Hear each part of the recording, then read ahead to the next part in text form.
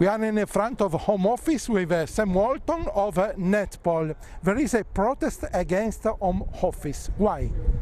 We're here today because there's an arms fair happening in Farnborough called Security and Policing 2016, which is run by the Home Office. Security and Policing 2016 is about exporting repression, basically, around the world.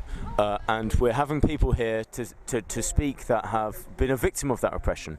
For instance, we had someone here talking about the 43 students that disappeared in Mexico, and they were disappeared by the police in Mexico, and those police were armed with Heckler and Koch weapons.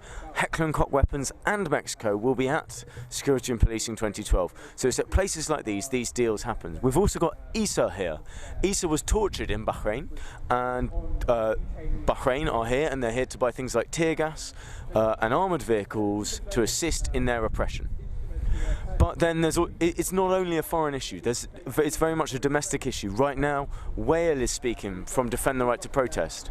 Wales was involved in the student protests a few years ago, and the police use horses and batons, and they want to use water cannons. We don't think they should be allowed to use water cannons.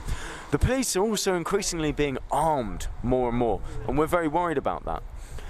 I think it would be outrageous to arm a police force more when, if you look at the stop and search statistics in the UK, the people that are stop and search are, black ethnic minority people almost all the time. And if we arm the police, these are the people that are going to end up being shot. So we can't trust the police with more weapons. There's other angles like surveillance. There's other angles like migration and the burgeoning business of detaining migrants and building fences to keep people out of our country. And we're here to say we don't think this arms fair should be happening. It's helping repression around the world. Shut it down. What is Netpol? Netpol is the Network for Police Monitoring.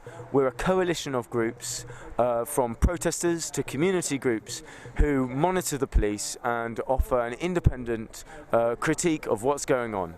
Because, frankly, bodies like the Her Majesty's Inspectorate of Constabulary and the Independent Police Complaints Commission are not up to the task.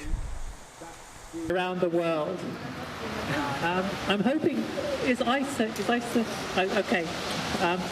We have a number of people who've experienced state repression here. I think the thing to say about that is that where people have been the victims of their own state's system, it can be very difficult to talk about it.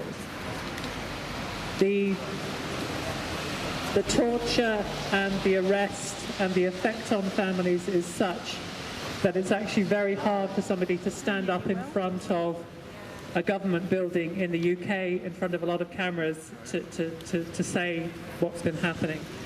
So what we're going to do now is we're going to have the sort of static demonstration, just going to reach out to people, talk to people. If anybody would like to share their experiences, they're perfectly welcome to.